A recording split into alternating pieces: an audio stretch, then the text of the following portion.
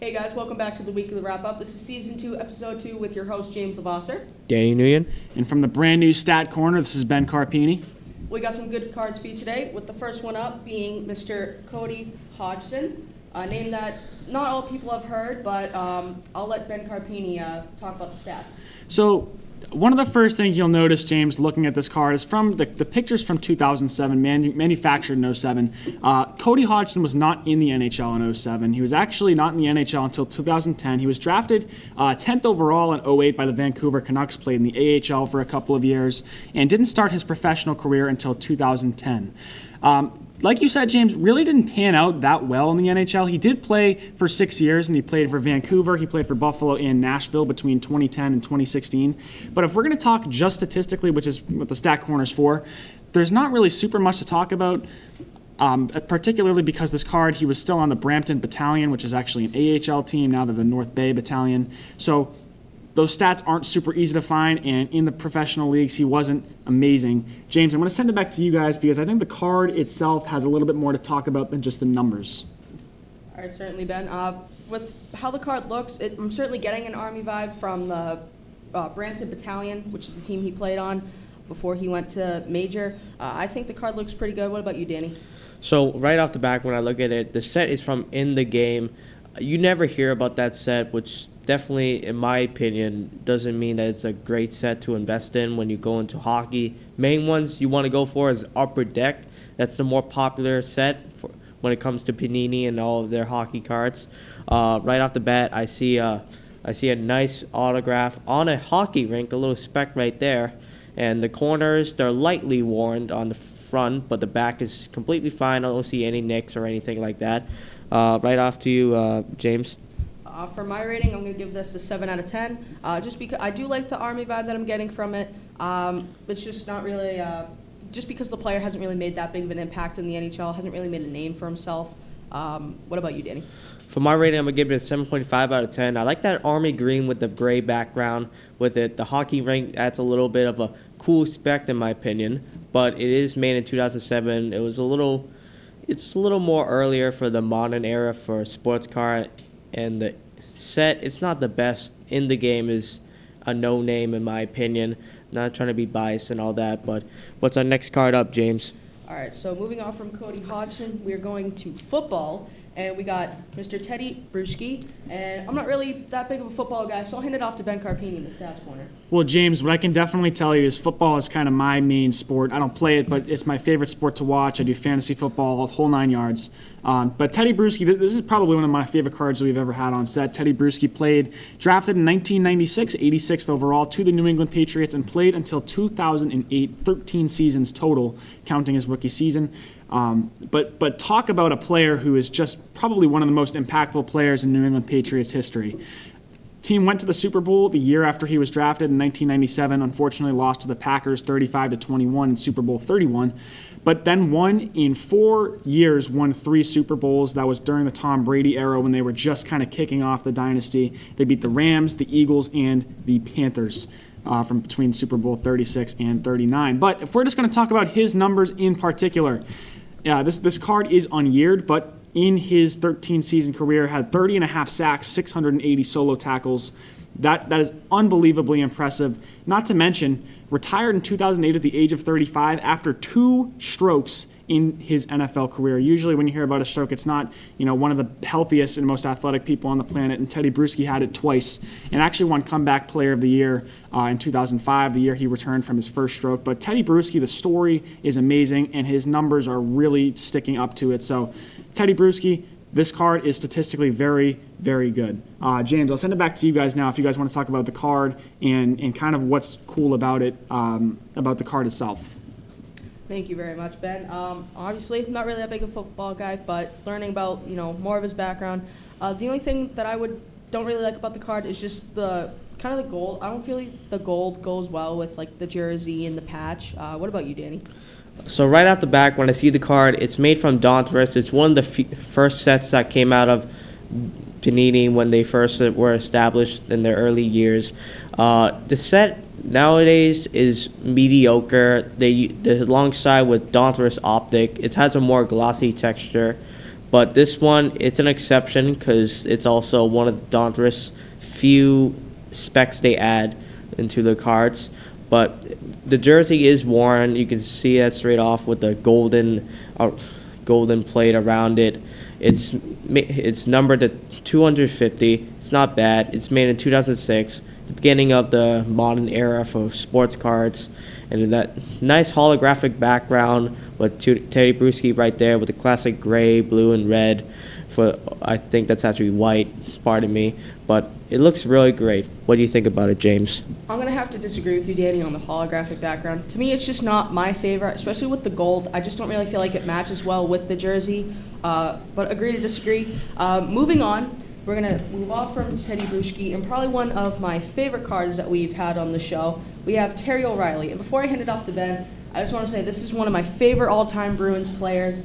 He's only played for one team, and that's, your Boston Bruins. And one funny thing that I know about him, and he was one of the Bruins to go into the stands and get into a brawl with the spectators of the Bruins versus Rangers game in 1979. I'm sure there'll be a clip of that up, but it's just pretty funny when you think about it. Ben, what do you got for stats? Well, James, I can tell you right now, I'd personally be willing to brawl over this card because this is probably one of the coolest cards we've had on set, and for a different reason from the Bruschi one. The Terry O'Reilly card, and obviously James and Danny will get more into it in just a moment, but I love the dated, almost like a baseball card look of the 1970s card rather. But this card is from 1978. Terry O'Reilly in 1978 was 8th in Hart, aka MVP voting, which is impressive in its own right. Played 77 games. That's a pretty full year for especially for back then. But 61 goals, 29 assists for 90 points in total. Didn't lead the league in anything, but that's still a very stellar season to play in the NHL. But if we're going to talk about his career overall, he was drafted 14th overall by the Bruins in 1971, playing for the Oshawa Generals before then. That was collegiately or minor league hockey technically. But he played from Boston between 1971 and 1985 and was a member of that Bruins team that won in 1972 alongside Jerry Cheevers, who we've talked about before on the show.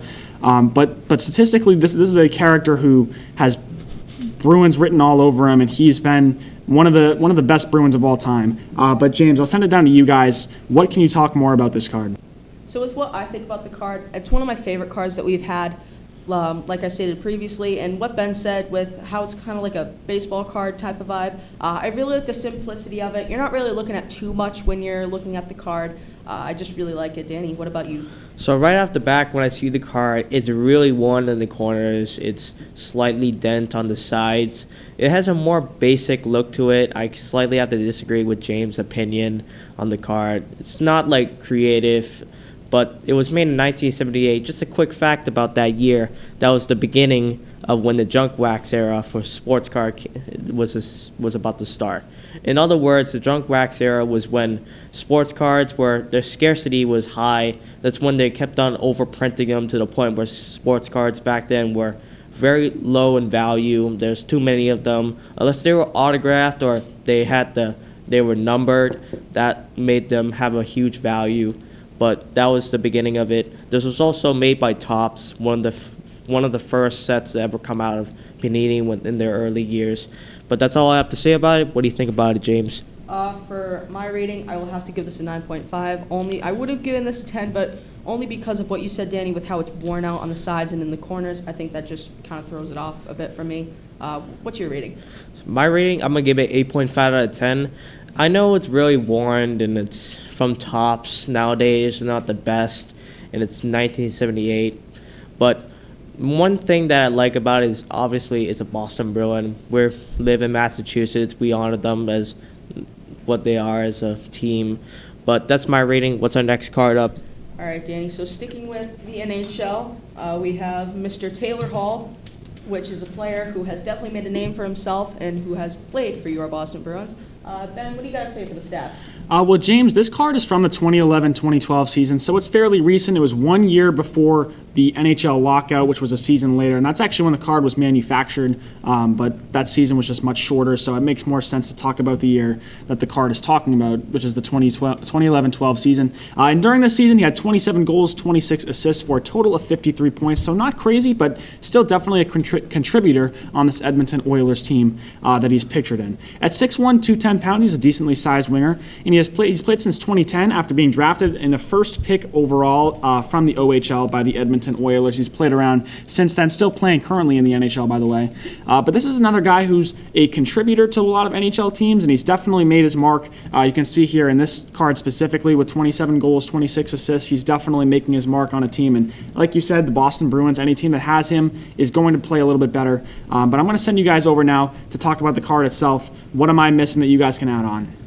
I really like the card, in my opinion. I like the player. He's made a name for himself. He's very well known. I just don't really like the green at the bottom of the card. I feel like the green throws me off. When I look at the card, I really like the jersey that he's wearing. I like the jersey patches. I like the way it's set up. I just don't like that green. What about you, Danny?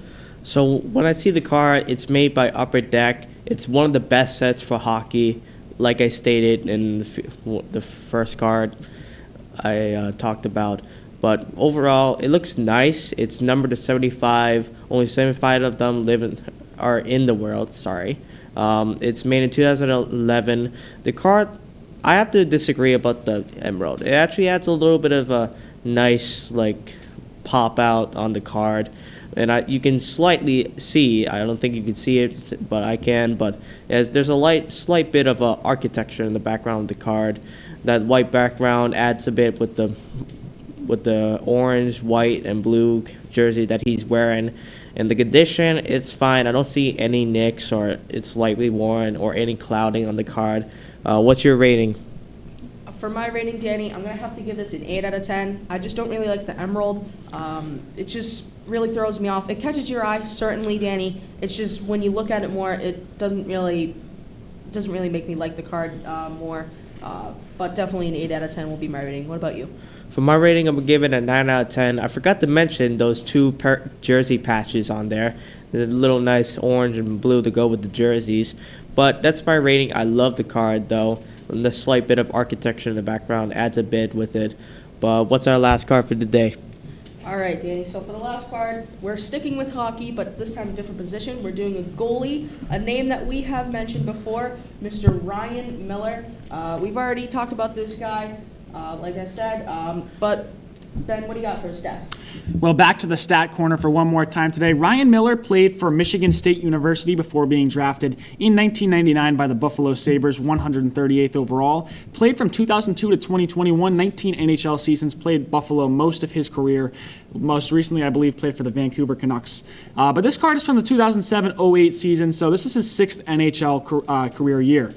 And in this season, he led the league in goals against with 197 goals. That's not amazing. I know he let in about 2.5 goals per game. Again, not a crazy stat, but save average percentage of .906. So that's not going to get you any awards, but that's still not terrible. Save percentage of .906. Started 74 out of 76 games this year.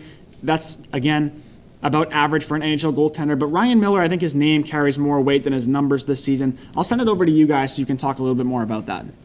With how I think the card looks, I think it's pretty bland. I know they had to try and make it look sort of similar with the jersey that he's wearing. I don't really even like the jersey that he's wearing. I feel like that's one of my least favorite Buffalo Sabres jerseys. I don't know how you guys feel about that. They kind of, if you see right here, there's a little detail with there's a rink behind the autograph.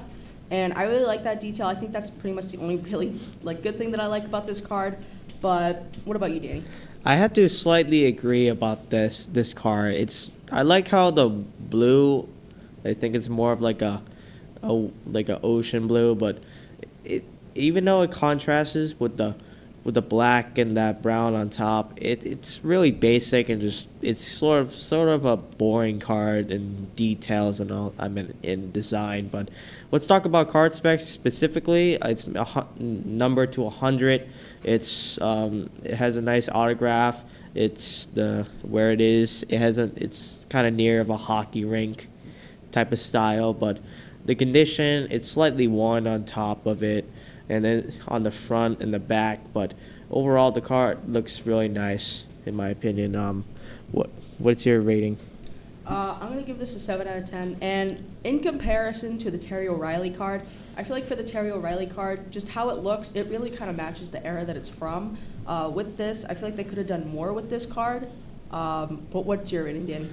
For my rating, I'm gonna give it a 7 out of 10. The card's just really basic. The only thing that is really bringing this up is just the auto and the numbered card, but it's just really boring with the design, in my opinion, and all that. Although it's also from Upper Deck, which is one of the best sets for hockey, in my opinion. But yep. Alrighty, well that will conclude this episode of the weekly wrap-up. Thank you very much for watching. Make sure to check out our TikTok and Instagram. But before that, give this video a like and consider subscribing for more sports card content, and we'll see you guys in the next episode.